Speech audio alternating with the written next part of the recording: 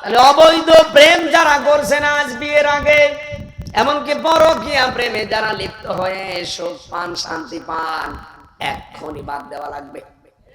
নয়তো এক একটা অবৈধ সুখের জন্য যদি ৭০টা অশান্তি আল্লাহ দুনিয়া আখিরাতে আপনাকে দান করে, আপনি পারবেন নিতে? এজন্য যারা পরকীয়া প্রেমের মতো অবৈধ সুখ পেয়েছেন, এই মুহূর্তে আপনাকে তওবা করা লাগবে, নয়তো আপনার সামনে পথ কঠিন। অশান্তি একটা দুইটা না, কয়টা? যারা এগুলো করছেন তারা ছেড়ে দেওয়া লাগবে।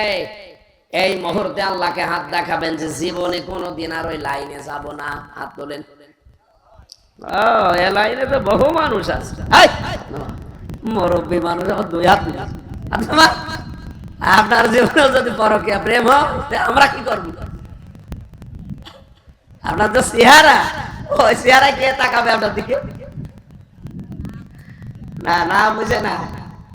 যারা এগুলো করছেন এই মুহূর্তে তওবা করা লাগবে, নাম্বার গুলো ডিলিট করে দিন। যার সাথে লাইন আছে এই মুহূর্তে নাম্বার ডিলিট করা লাগবে। ওই দেখেন একজন চিল্লাচ্ছে, ঠিক ও মনে হয় ধরা খেয়েছে। ঠিক আছে না ভাই, আমি জানি এরকম চলে। আরে মাগোরা মোহাম্মদপুরে কি শাহবাল্লার অলি আমরা না, এরকম দুই একজন দুই নাম্বার লোক আছে, ছেড়ে দিন ভাই। জীবনেও শান্তি পাবেন না। একটা শান্তি দুইটা শান্তি পাবেন অবৈধ, আর এক একটার জন্য ৭০টা অকল্যাণ রেডি হয়ে আছে। তখন আপনি আরে লোড নিতে পারবেন না, পাগল হয়ে যাবে। এটা তো দুনিয়া গেল, আর মরণের পরে পুরাটাই আগুনে থাকা লাগবে। লাহুম মিন জাহান্নামা মিহাদু ওয়া মিন ফাওকিহিম গাওয়াশ ওয়া কাযালিকা নাজজিজ জালিমিন।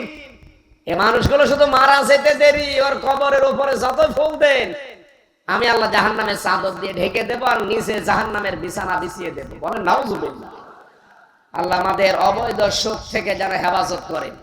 আমরা আজ বারবার চিল্লাই, গলা ফাটাই এই কারণে, কারণ আমরা দেখতে পাচ্ছি এবং আমরা দেখতে পাচ্ছিলাম অনেকেই এরকম এই 15.5 বছরের মতো আবারও অবৈধ সুখ ভোগ করার জন্য উঠে পড়ে লেগেছিল যে না, দেন দেন, খাবো খাবো, নেবো নেবো। কি করবেন খেয়ে?